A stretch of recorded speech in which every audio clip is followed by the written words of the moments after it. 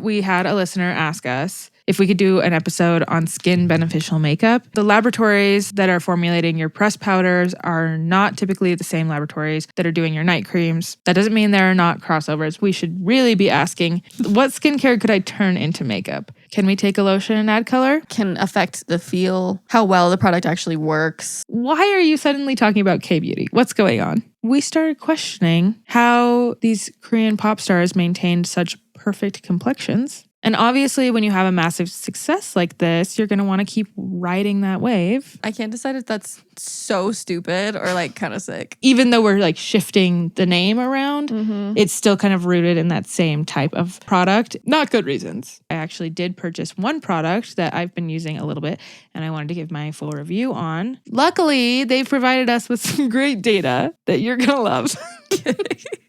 So they have some clinical results here. This one has 85... What? 80. I can't see it.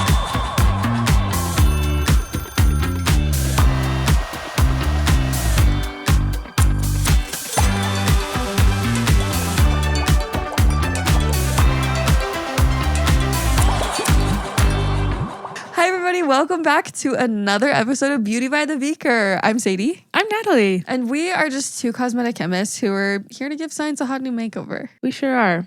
We're back. We're back in the sciencey. science salon. Yeah. We're feeling sciencey and salon-y.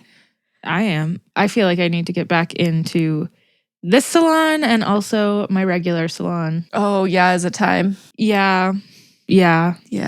I can see, I know what my natural hair color is now, and that's alarming to me. Yeah, I can see your roots. Not in a bad way. No, look at this. Actually, I'm going to show you. Oh my God. You're a brunette. I know.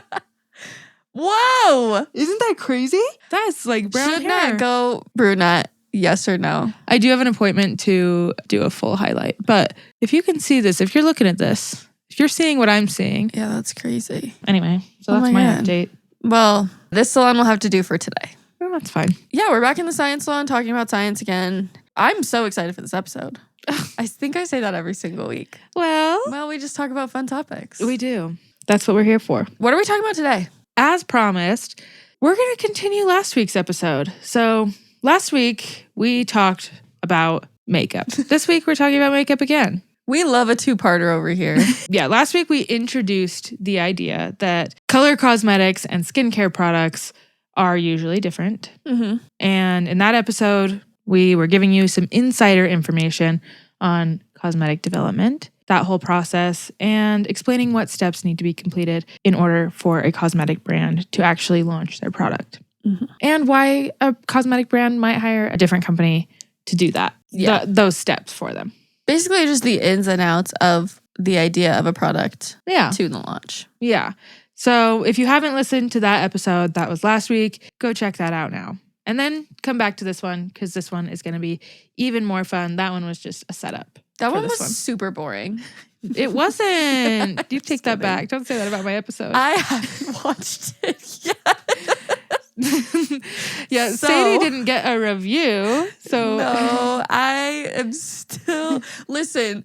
that was actually for Sadie. Yeah. So last week, Sadie, we introduced... Thank you so much for recapping. I'll go watch it tonight and then get back to you. Yeah, maybe on your drive home. Yeah, there you go. Well, the thing that's so hard is I want to take timestamps. Oh, yeah, right. So I have to Notes and sit stuff. down and watch the episode. Like, I cannot passively listen to it. That's fair. It's my cross Fair. to bear. I've actually listened to this one several times because I edited it. I I listened to know. all of them. several Yeah. times. You were there. But I have watched this one. I actually watched it again on YouTube. It's because you missed me so much and you just wanted Maybe. to, like, be privy to our hangout. Yeah, probably. Sometimes I will do that, too. Whenever I need a little giggle, I'll throw on one of our apps. Yeah. It's fun. It's fun having a whole library of episodes now. It is. I also will say, now that we're talking about, I got so stressed the other day because my digital footprint is so vast. There is so much out there. Yeah. 37 episodes worth of information is kind of a lot. I don't really remember what I've said. I don't want to be reminded. I know at last all. week I said there were 3. Last week I was stressed. In last week's episode, I said you can pick one of 3 red colorants. And That was like a huge, what's the opposite of exaggeration? Underation? I downplayed it. It was a conservative estimate. Yeah, there's actually like 30. Oh, you just forgot a colors. 0. Yeah. It happens to the best of us. I was just being dramatic. And sometimes I think in the drama, I need to remember that some people might be taking those dramatizations as fact. Yeah. There are more than 3 red colorants, but there's like 30. That's still not that many. No. But more than 3, I would say. Anyway, so that was last week. Now that we fully recapped it. I've been so stressed. Not stressed enough to put like a note on the screen. You're like, I'm not going to correct it. Like, I'm not that worried. I'm leaving it in. Yeah. Yeah. But just so you know, if you listen to that and you're like, wow, you're spreading rampant misinformation because now people think there's only 3 red colors. Okay, there's more than 3. Okay. Also, would people even care? The only red coloring anyone knows about is Red 40. Yeah. That one's not used in very many makeup products. So why do we even care about that one? Literally. We don't. Today we don't. No. That's for sure. You can go listen to our episode about it, though. Yeah, we do have a whole episode on Red 40. We do. Click the link here. Okay, anyway. A while back, we had a listener ask us if we could do an episode on skin beneficial makeup. And that sort of opened up an entire whole big conversation on how color cosmetics and skincare products are typically manufactured at different facilities, which means that the laboratories that are formulating your pressed powders are not typically the same laboratories that are doing your night creams. But that doesn't mean there are not crossovers between cosmetic products of all types, skincare products, skincare and makeup products. I promise no bad graphs. No bad graphs in this episode. We don't get even one umbrella. I looked at it for so long and I was like, what am I saying? What did I mean? I don't know what information you were trying to convey necessarily, but I looked at the graphic and I was like, oh yeah, that looks great. It's what you said it would be. Yeah. So go check that out. Yeah. If you haven't yet, last week. Yes. That doesn't mean that there isn't crossover. There are plenty of makeup products that contain skin beneficial ingredients. And in order to be able to pick out which products are more likely to contain more skin beneficial ingredients, we want to approach it from kind of the other perspective. So instead of asking what makeup products have skincare in them, we should really be asking what skincare products could I put pigments into? That's a good question. Yes. What skincare could I turn into makeup? From that, we can kind of rule out pressed powders. There's not one skincare product on the market besides like anti-chafing powders, baby powders. Yeah. But there's not like skincare powders. Right. So I'd say it's probably very unlikely that you're going to find like really beneficial powders in makeup form if they don't even really exist as skincare. Yeah, the only skincare powder I could think of would be like SPF powders, which do not use an SPF powder. I'm shuddering. No, actually, SPF powders make me want to throw up and cry. Yeah, I can not waste feel your the money. UV hitting my skeleton. Yeah, you might as well not wear anything. Like, truly. Yeah. Don't use them. Anyway, that's the only powder I can think of under the skincare umbrella. Yeah, we can rule out powders mostly because there's just not a lot of powdery skincare products. There is powdery SPF, but we're telling you, don't use that. Yeah. Because it shouldn't exist. Yeah, it basically doesn't. Yeah. If someone's saying they have a powder lotion, why? We know better. Yeah. We're not doing that. No. Anyway, eyes. I feel like we could probably think of like, lash serums. You could reasonably add pigment to a lash serum. True. I've never thought about that. And kind of turn it into a mascara. Mm-hmm. Sort of. And we'll get to that. For lips, we could certainly take a lip balm or a lip oil, turn it into a lipstick or gloss. And most obviously, we could take something like a lotion and add some tint to it and turn it into a foundation. Tinted lotion. Tinted lotion, yes. So yeah, can we take a lotion and add color? Pretty much. Sure. Pretty much, yeah, sort of. But for all of those examples, there is a big thing that needs to be considered. Because you can't really just like take any lotion and add color to it. Mm-hmm. And you can't really take any eye serum and just add color to it. The color won't just go into any old existing base. Mm-hmm. Most of the colors that are used in makeup are either oil-soluble or insoluble pigments. Mm-hmm.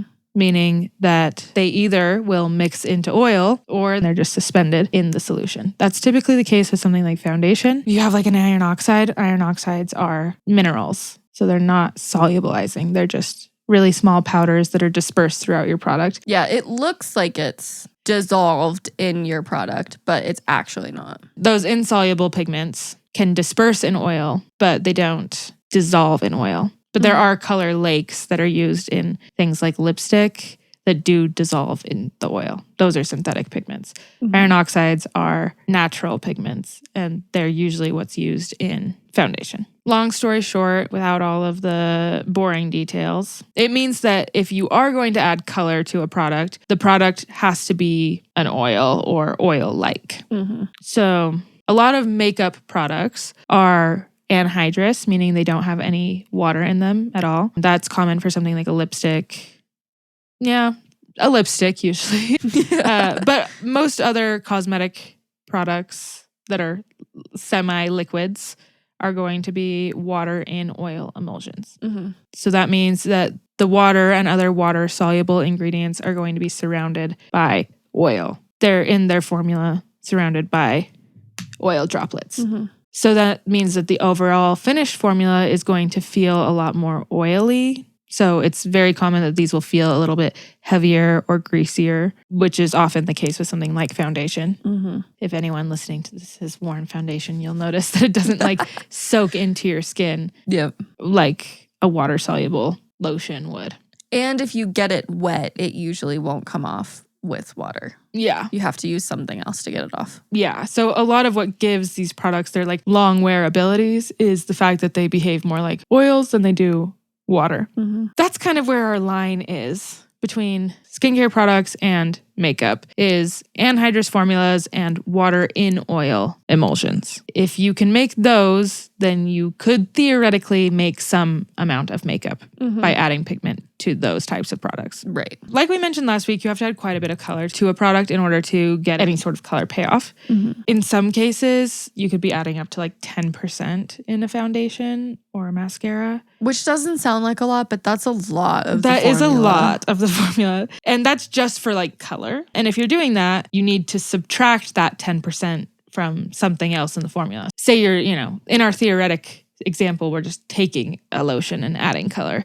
You'd have to have a 9-to-1 ratio of lotion to just color pigment. And you can't really just add them together because you'd offset them all, decrease them all equally. And you might think that that would work to just decrease everything at an equal percentage to like make room for the color. And sometimes that does kind of work, but there are a few ingredients in the formula that you can't do this with, or at least shouldn't do this with, like preservatives and in some case the emulsifier. So if you do add color to a formula, you usually have to decrease emolliency or water or active ingredients. Yeah, which can impact the feel or how well the product actually works. It can affect a lot. Yes, for sure. But one thing that I do want to make like very clear, I guess, is that the ingredients that make up the base of makeup products are still skincare ingredients. Yeah. They're still the same ingredients that would be in your skincare products. And just because a makeup product doesn't have active ingredients in it or like marketing ingredients doesn't necessarily mean that it's bad for your skin. Many of these oily products can also act as good moisturizers that hold in water and keep it from evaporating. Just creates a nice barrier for your skin. So that's just something that I want to keep in mind with this discussion, is that when applied properly and good hygiene techniques are used, a lot of what's at the base of makeup products are oils and butters. Yeah. Which can be good for your skin, especially if you just wash them off properly. Yeah. Yep. Removal is key. Yes. I mentioned that the colors are usually solid pigments like iron oxides. So you can have red, yellow, or black iron oxides. Also very common in makeup are ingredients like titanium dioxide and zinc oxide, which are white pigments. You can mix these four. Yeah. No, they're 5. Yeah, but 2 of them are both white. 5 things, 4 colors. Yeah. You can mix these 5 ingredients or 4 colors together and get hues of like pink, orange, tan, brown. Skin colors. Yeah, skin shades. Yeah. But these solid pigments, mostly zinc oxide, also provide an additional benefit if formulated correctly. And I have to say, if formulated correctly, because what do you mean people are diluting diaper rash cream and putting it on their face as SPF? Have you seen that? Don't do that. Not intended. Not better. Why are people so obsessed with doing anything except using SPF correctly? Like, it blows my mind. The amount of that people do to avoid sunscreen. Yeah. Just use a sunscreen. I can't.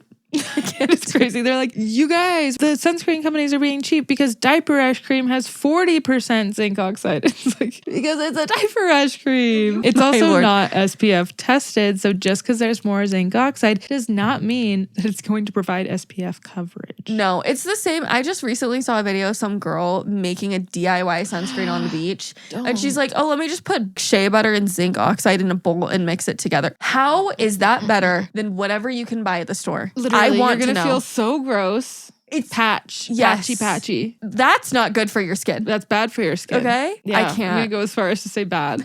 Yeah. I'm going to stand 10 toes down when I say. But when formulated correctly, zinc oxide can provide sun protection. Yeah. So if you're making a face lotion and you're adding solid pigments in it to make it into a makeup, what else might people want out of that product? It's a twofer. Sorry. What else might they want? SPF! In a week or two. I don't know exactly when we're going to do it. Literally, you guys know as much as we do about our episode schedule. We don't know our episode schedule, but within the next few weeks, your ears will be hearing our full deep dive into K-beauty. When the vibes are high and the book is finished. Yes. I have been reading a book by Elise Hu called Flawless Lessons in Looks and Culture from the K-Beauty Capital. And it's been very interesting. It's about K-beauty from someone who lived in Seoul but is not Korean and just observed it. I am reading it and I am going to then tell you guys about it as an even further removed from Seoul listener. What's that called? Speaking next to primary source. I'm a quaternary. Tertiary source. Yeah, I'm a tertiary source in this case, but I have really been enjoying the book. It's very interesting. So I wanted to let you guys know because if anyone wants to read it as well, that's our book club for the next couple weeks. Ooh. So I'm going to be talking a lot about that book in a couple weeks when I do my K-beauty deep dive. So a little extra listening if you're interested. So, yeah, I'll have to check that out. But today we are going to just dip our perfectly toe-masked toe in. There's paraffin on. I can't actually move it because there's a layer of wax. We're just gently dipping our perfectly pedicured feet in. Would you like to show the audience? Nope. So you might not be following. You might be like, why are you suddenly talking about K-beauty? What's going on? It's because she has ADHD, guys. This time it's not. This time it's because the very first K-beauty craze just so happened to be a product that matches our above description. What could it be? BB cream. So what is a BB cream? Yeah, what does BB stand for? Well, there's some debate, but most commonly it is a beauty balm or blemish balm. Oh, beauty makes more sense to me just because, like, it's not an acne treatment. Or is it? Kind of. Okay, wait, tell me more. So, Sadie, I can only imagine that you loved a BB cream. Yeah, I did. I loved a BB cream that was like 6 shades darker than my skin tone. Because it cuts off right at the jaw. Yeah, yeah. The way it should be, the way God intended. Literally.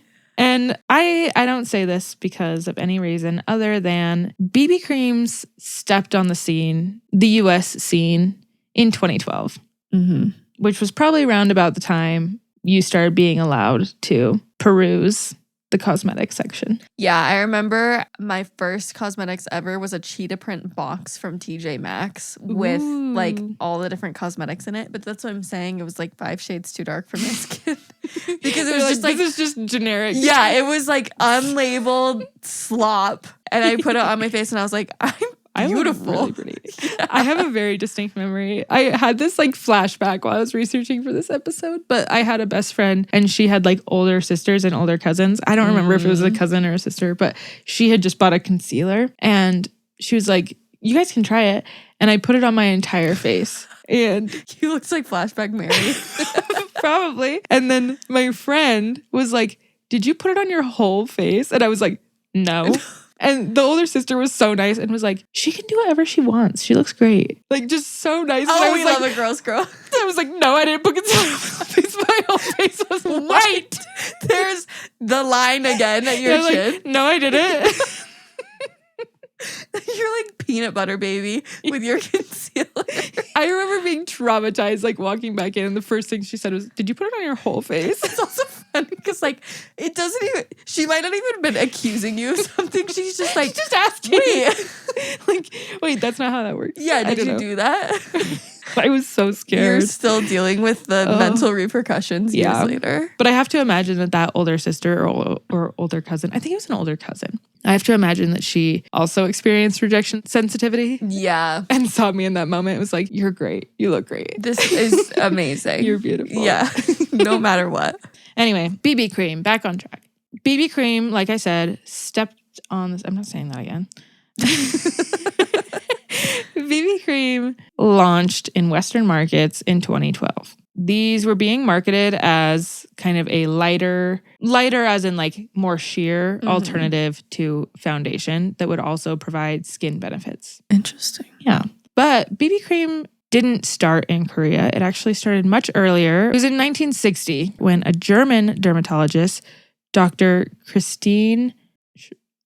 Go ahead. Schramek. I love the little German inflection you added there.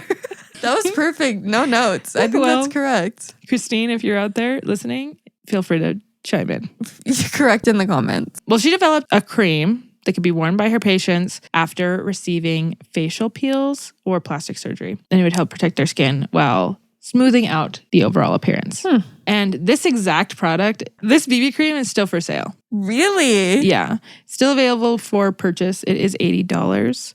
I have to imagine that they've changed the formula because there's like dimethicone in it. Yeah, I don't know if they were using that widely in the 60s. But it still promotes active ingredients like bisabolol and panthenol for soothing red and irritated skin. That's fascinating. Yeah. I would love to try some of that out. I know. I'm kind of tempted too. It's like, try the original. That's kind of fun. Okay, maybe once we get money from this podcast. Yeah, we can order some. We'll purchase it. Yeah. So that started in the 60s, but the idea was further pursued in South Korea in the 1980s, and BB creams were being worn as like a daily thing by just anybody. Not necessarily because they had skin procedures, but just as a complexion cream, if you will. Mm-hmm. Well, if you won't, it's a blemish balm. As a blemish balm, obviously. Don't get it twisted. Don't get it twisted. I can only imagine. So it wasn't until the early 2010s when Korean culture began gaining popularity across Europe and the US that we started questioning how these Korean pop stars maintained such perfect complexions. And their answer, obviously, BB cream. That's crazy. All of them were like, yeah, it's just this one product. The BB cream. Mm-hmm. Yeah. At this time, like 2010, 2012-ish, when they were launching, BB creams made up 13% of the Korean cosmetics market, which is a pretty big percentage for BB cream. Quite huge, actually. 13% for one product. For one product, yeah. They were used by both men and women, but obviously mostly women because of the patriarchy. Mm-hmm. We will talk about that more next week. Mm-hmm. Or the week after. Or eventually. Whatever.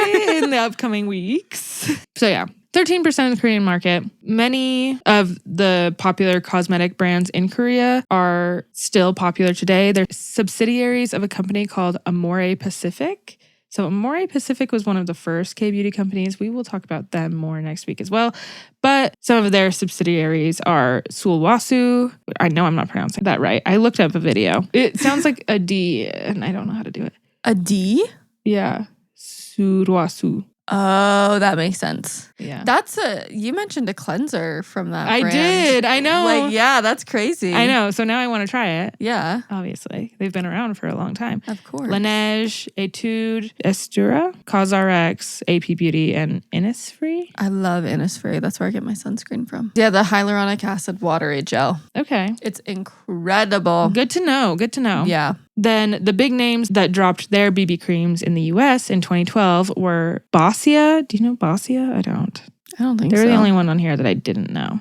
Clinique, Dior, Estee Lauder, Garnier, Marcel, Maybelline, Revlon, and Smashbox. Smashbox is a throwback. I know. I'm like, who's that? I loved their primers. There was like all the different colors. That was like, I was getting my stuff from boxes in TJ Maxx. So, yeah. Different eras, I guess. Yep.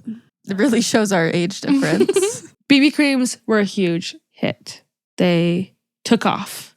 Everyone loved them. Mm-hmm. And obviously, when you have a massive success like this, you're going to want to keep riding that wave. Yeah. So what comes after a BB cream? I don't know. Do you know the alphabet? Well, I kind of hinted at it earlier. A color correcting cream or CC cream. You called it a complexion cream. Well, sometimes they're called complexion creams too. So CC cream. This one is technically kind of the same thing. Okay. Cool. So the idea behind a CC cream is it's a lighter, more lightweight alternative to foundation. Even more lighter than a BB cream? Not necessarily. Okay, cool. But this one is intended to correct your colors. So make your skin tone more even. So it typically doesn't like match your skin tone, but instead it cancels out the visual appearance of unwanted undertones. So sometimes you'll get CC creams that are like green or red, but they still also have like tan ones. And the difference between that and a BB cream, who's to say? Who's to say? Okay, fascinating. You'll have to ask It Cosmetics. They carry both. So, would love to hear your thoughts on this. It. And we can't stop there. No. Well, we live in a capitalistic society after all. Yes, because what do you do after you've bought both your BB cream and your CC cream? We still have like 24 letters left. So DD cream is the double D cream. This isn't where it gets the worst, obviously. Oh, cool. Dynamic do-it-all or daily defense creams. And at this point, I'm like, okay, what were we not doing before with the B's and the C's creams that this dynamic do-it-all defense cream does? Yeah, if it does it all, then like, yeah. It does it. I mean, I guess it does. Actually, then we wouldn't possibly need to move on, would we? No, we have to stop at some point. Well, it wasn't with D. Because I guess they did make EE creams. Some that people. That just sounds stupid. Yeah. Can I get EE cream? EE. Can I get E? Where's the E? Yeah, that sounds, I'm not shocked that didn't take off. Yeah. So I got this little excerpt from Lab Muffin's website. She did an article on these and said, here's where it starts to get really weird. No one on the EE bandwagon can agree what an EE cream should be. There's extra exfoliating, which are wash-off cleansers, and there's energy enhancing, which is night cream. There's elemental emulsion, which is just moisturizer, and there's enlighten even effect, which is just a BB cream also, I guess. That one's EEE cream. E cream. Yeah, so elemental emulsion, I can't decide if that's so stupid or like kind of sick. I don't know. It's really towing the line. Yeah, no, I agree. So who knows how many EE creams were actually made? Yeah, if you used an EE cream, we have to know about your experience. Yeah, because I couldn't find any for sale. I didn't look that hard, but I mean, you might have found one and it was just like a really special moisturizer. Maybe. I will say on Sephora and Ulta's websites, they have a section in the drop down for BB and CC creams, one tab for both of them. Oh. Doesn't include DD or EE creams. So why did we stop at FF? I don't know. FF cream. We could have gone so far. I know. Well, we have exposed a gap in the industry that maybe we'll fill. Yeah. With our ZZ creams. Zaza. I was going to say XX creams. I don't think we can launch a double X cream. Not yet. No. Society's not there. Okay. So now the year is 2026. Hopefully people are still listening to this after this year of 2026. But right now it's 2026. Mm-hmm. We're nearly 15 years past the launch of the BB cream and the whole Alphabet Cream series. But the hype around these types of products has certainly not died down. It has just once again changed terms. Yeah, I went through a rebrand. Mm-hmm. When I am looking at the beauty websites, I am seeing nothing but skin tints. Yeah. Skin tints abound. Mm-hmm. Skin tints galore. Skin tints to your right. Skin tints to your left. Skin tints under your chair. Up, down, all around. Which I take issue with because why don't you just call them what they are? Like GG creams. Yeah, just like keep going.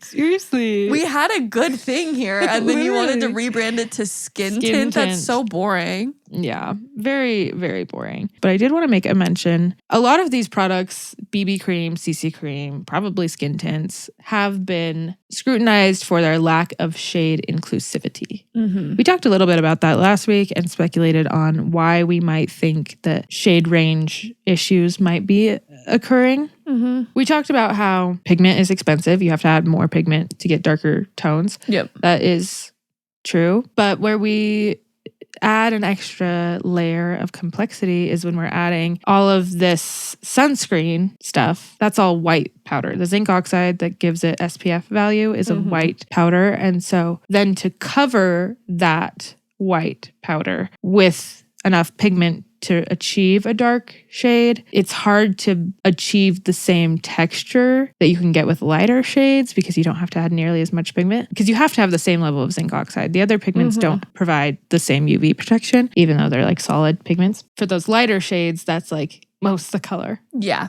But if you're trying to go for a darker shade, then you have to overcome that. Mm-hmm. And you end up adding so much powder that it's just not the same texture as the other shades are. I just wanted to kind of throw that in there as an extra consideration. I don't think that it's an excuse for brands to not do it. I think it's lazy if brands don't figure it out. I mean, everyone knows that there's not shade inclusivity. Yep. But I think what I want to highlight is that it is still to some extent lack of effort. Yeah. And I don't know, like it could happen. Yeah, 100%. Yeah, doesn't. I do want to say, I don't think we mentioned this in last week's episode, but we don't want to downplay the fact that also a large part of the lack of inclusivity has to do with racism and companies not wanting to formulate for certain skin tones. That's a huge issue that has been a problem throughout the history of cosmetics. And so like we're saying like there are reasons that companies might not be incentivized when it comes to like texture or cost. We also don't want to downplay the underlying reason why that could be the case as well. Yeah. And I think BB cream probably, if anything, is one of those products. Like when I looked up the history of BB cream and shade inclusivity, a lot of it was like they just didn't make the darker shades because they didn't want their skin to look like that. That's still something that like, even though we're like shifting the name around, it's still kind of rooted in that same type of product and not good reasons. Yeah. But if we're going to talk about BB creams and CC creams, we need to talk about the fact that they're kind of started on non-inclusivity. Yep. Like they were started as products that would make your face look lighter. Yep.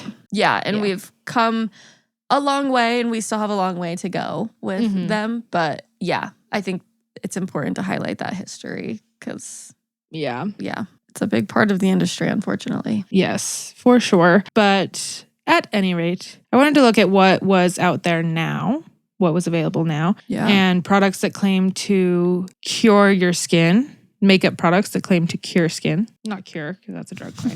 I was like, oh, who's claiming that? No one. So I did a bit of digging, and as I mentioned last week, I actually did purchase one product that I've been using a little bit, and I wanted to give my full review on. Ooh. But we're going to start with the products that I didn't get. So first, the Kosas concealer. I'm scared of her. Yes. This is not the first time that this concealer has made an appearance on this podcast. We are talking about this for the second time because we also gave this product a shout out in our preservative episode. A very positive review. Yes, we talked about a time when a bunch of people complained that their concealer started smelling like blue cheese. And after a recall, it was confirmed to be a preservation failure or microbial issue. So thanks, Clean Beauty. Yeah, we love that. So that's my first product that I'm talking about and that I did not buy. It comes in 38 shades. That's quite a few. Yeah. But part of the reason that I didn't buy it was because it didn't appear that they actually sent all those shades to the store. Oh. Like they had like 4 shades in stock. I don't know if that really counts. They had like testers for all of them, but they didn't have in stock all of them. That's really annoying. They were all in stock online. But I do remember when I saw it, this one specifically, when I saw that they had 38 shades, I was like, that's weird. Like there was only like 4 shades in the store. I would not have imagined that. And were there 38 testers in the store? Yeah, they did have a big line of like the testers. Interesting. So this concealer claims to be 100% concealer and 100% eye cream. See what they did there? It's 200% product? Well, it's just 100% both. It's an eye cream concealer. Okay. So it's supposed to be a concealer that improves the look of your under eyes while you're wearing it. I don't like the percentages they use. Well, it's just 100% both. It's not 200%. No. I knew you were going to hate that. Well, that's not your fault. Okay, that's not the percentage you're going to hate the most, though. Okay, cool. The formula contains caffeine, arnica, panthenol, hyaluronic acid, and peptides. One thing I do want to note is that these are all water-soluble active ingredients, so they all have to be on the inside of the emulsion. That doesn't necessarily mean that they're not going to make it to your skin. But like we've mentioned, the only way to actually know like how they're actually behaving with your skin is to do specific tests on that product. Luckily, they've provided us with some great data that you're going to love. So they have some clinical results here. I'm going to let you read them to me. They did a consumer study with 20 subjects, and they used the Revealer concealer for 28 days. Okay. 100% of people agreed that this product improved the quality of bare skin. 100% showed clinical improvement in the appearance of crow's feet, fine lines, and wrinkles. And 100% agreed that this product effectively conceals under eye circles, dark spots, and blemishes. Yeah, no, it's a concealer. And I'm like, did you just choose the 20 people that said yes? Yeah, also that. Like, you couldn't have thrown one. You couldn't have thrown lower given me number a 98%. Don't worry, we'll get to those in a different brand. But this one, yeah, full hundreds also, across the board. what clinical improvement? Like, how much? Yeah, they didn't have Numbers? Actual links to any sort of how they did this data. They have the results. Okay, to go cool. off of. They're like, yeah, they used it. Some of them used it every hour, and other people use it twice. The other thing that I just got a kick out of is that they have one of those slider before and after photos, but it's like a before and then an after of a person like with makeup on. That's what I'm saying. It's like, oh, it conceals your under eye circle. Yeah, it's so concealer. does every other concealer I've ever used. What are you talking about? Yeah. Just I would hope it's 100%. So yes, they have proved that makeup improves the appearance of skin, which we've been saying for all of human history. No, thank God we finally have a study on it, though. That's awesome. Yeah. Oh, I just got a kick out of it. Just seeing the little slider be like, wait, they're just comparing like... This is how your blemishes look before you put concealer on them and then after. I'm going to do a before and after of my face of like, oh, before versus after wearing makeup. And that just shows nothing. Yeah. Cool. Yeah, I did not end up buying this product. Why? Partially, the results are so good. They are. These numbers are truly unheard of. First of all, it's 200% product. That's cool. Yeah. They didn't have my shade in the mini size, and I didn't want to spend $32 on something that doesn't have a reliable preservative system. That's a good call. So, yeah, for now, no further comment on the product. I can't tell you if it improved the appearance of my under eyes. But for 20 other people, it did. Yeah. The product is out there, and they do claim 100% customer satisfaction. So it might be worth it for some of you to try it. It was not worth it for me and my aversion to microbes in my concealer. Yeah, I want to know their percentages on blue cheese smell. or microbial count. Can we do a study on that? No? Why? But I did hear that it's Hailey Bieber's go-to. It's her favorite concealer. Really? So, I don't know. Yeah, I did kind of want to try it. I didn't. It's also silicone-free. And here's the thing. I like silicones. Yeah. Most of these are silicone-free. I also will say, we probably should mention this. Since the scandal, they allegedly have updated their preservative system. Yeah, but it's still sodium benzoate and potassium sorbate. Oh, well then I don't forgive them. Yeah, I looked at it today and I was like, yeah, still not robust for me. I wonder how much water is in here. Because the water activity would also. It was like a high, I think it was the first ingredient. Then yeah, I'm not trusting it. I know, I wasn't, so. Yeah, valid. Especially for $32. Yeah. I can buy blue cheese at the store for less. Okay, next product. Okay. Next one that I'm going to talk about is the Futurist Skin Tint Serum Foundation from Estee Lauder. They have 29 shades. I also didn't try this one. It's $55 for 1 ounce. And in this economy? No. Yeah, that's actually less than the Kosas one by volume, but whatever. These makeup companies are getting out of hand. I know, because the Kosas one was $32 for like 0.15 ounces. But I do wonder, sorry I keep getting off track.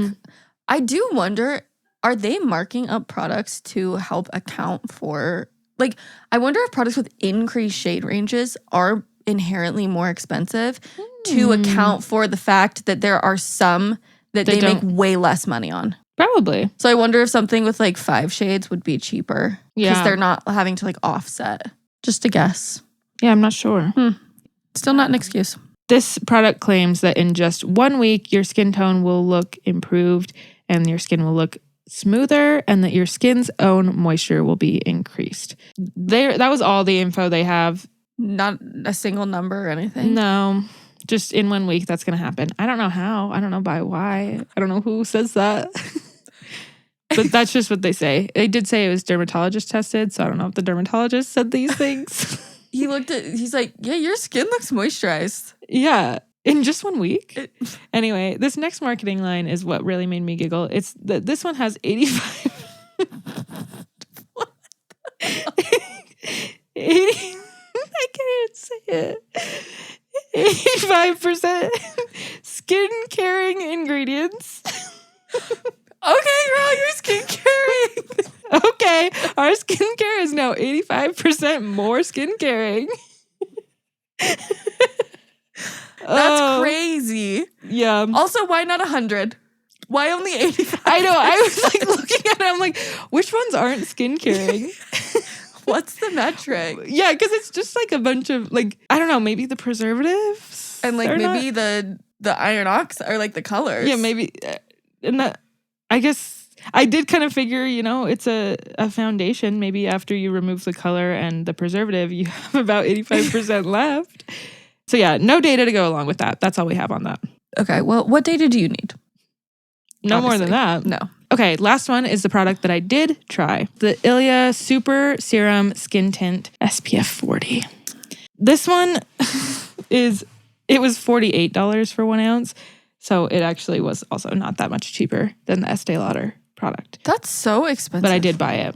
Arm and a leg these days. Seriously? Luckily, I did have a gift card. But still, so much money. And it doesn't even have skin caring ingredients in it. It does. Oh, okay, good. So this one, they have 30 shades. I've used this one a few times now, and I do think it's growing on me. I think for this product specifically, what it comes down to is what you layer on top of it. Because once it dries down, it forms like a film that I think could look very flawless finishy, but if you mess with your face after it's dry, it kind of just like flakes off and takes like everything with it. And so it would just like come off in patches almost. Oh. So like last week I was wearing it and my eyes were kind of watering, and underneath my eye it was just like I had no makeup, but just like right where my tear was. Mm-hmm. And it wouldn't like blend back in or anything. It was just like stuck. Like if I had a tear run down my face, I would have like a tear stain for the rest of the night. Like it wouldn't go back. Yeah. So, and I don't know if that was the product itself or if it was the way that I layered it. I put Milani pressed powder on top of it. It might have been that combination. I don't know. But I have been using it since, and I actually do like it now. So. Do you just use it on its own now with nothing else over it? Now I just put a translucent powder on top of it because it is very dewy. Oh, interesting. Yeah. I like it. I think you would actually really like it. Probably. Once I find $48 for 1 ounce. Yeah, I think you would actually probably really like it because it's very it does feel very hydrating.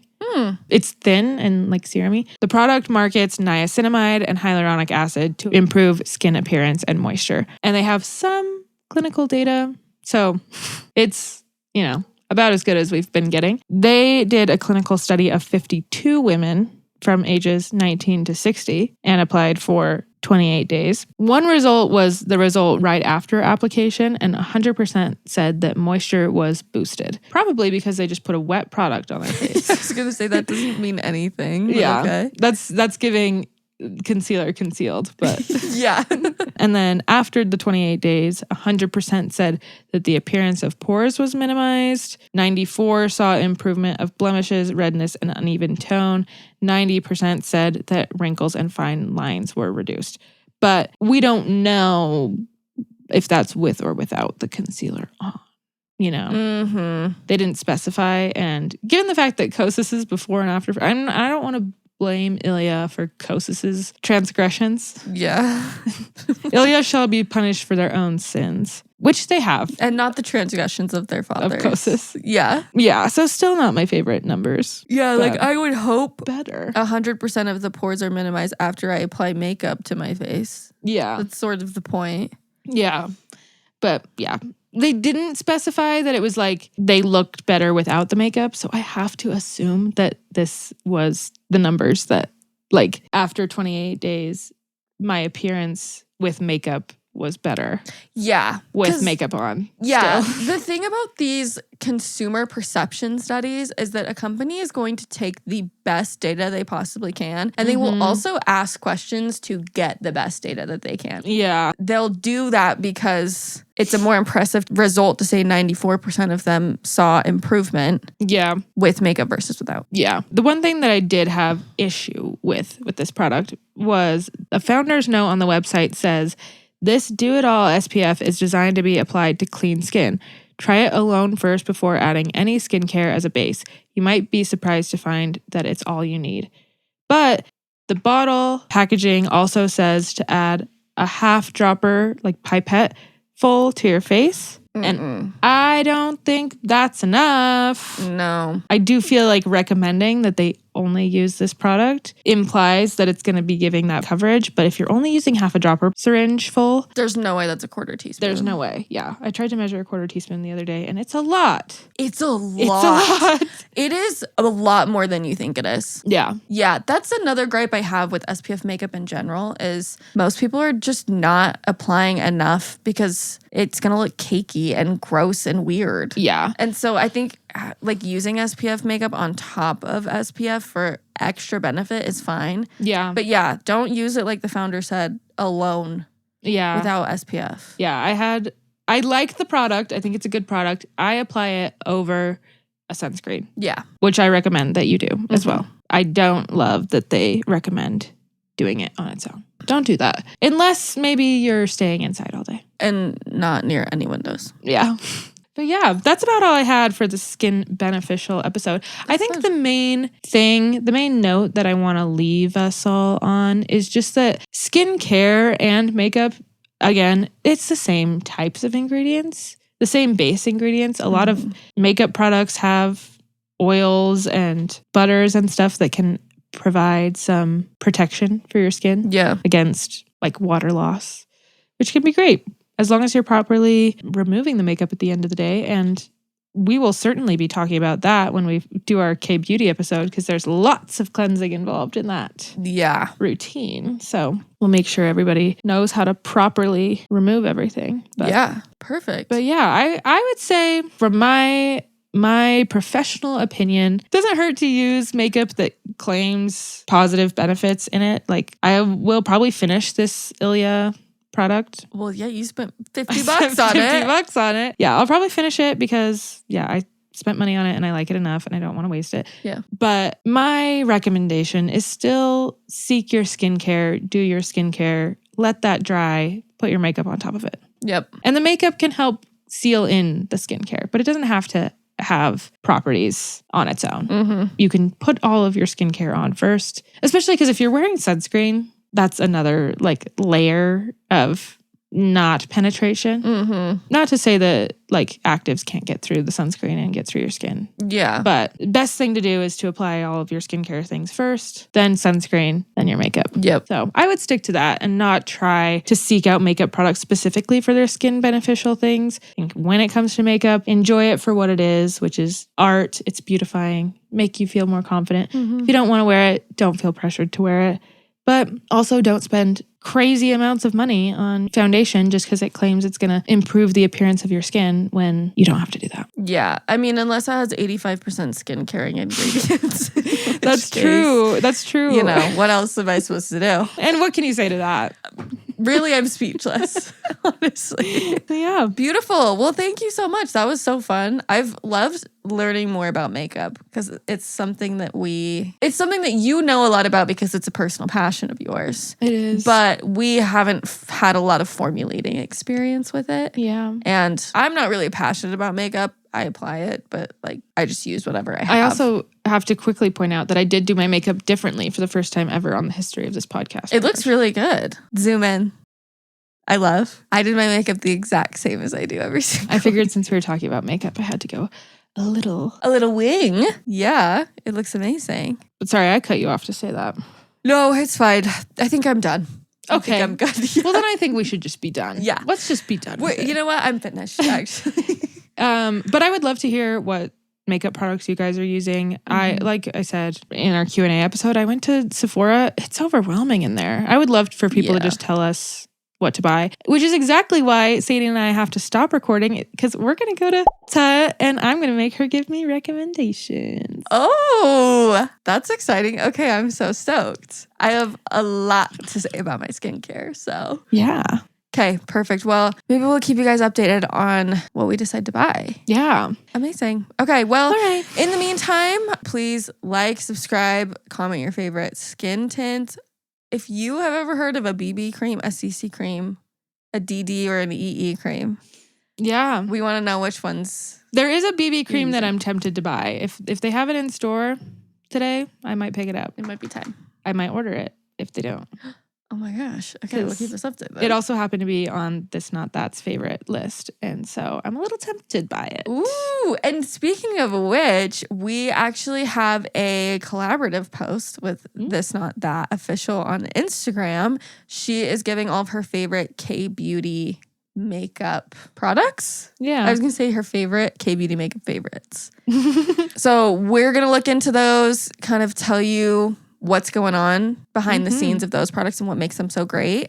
So make sure you go to our Instagram page at BeautyXspeaker to check that out. And of course, check her out on Instagram at This Not That Official.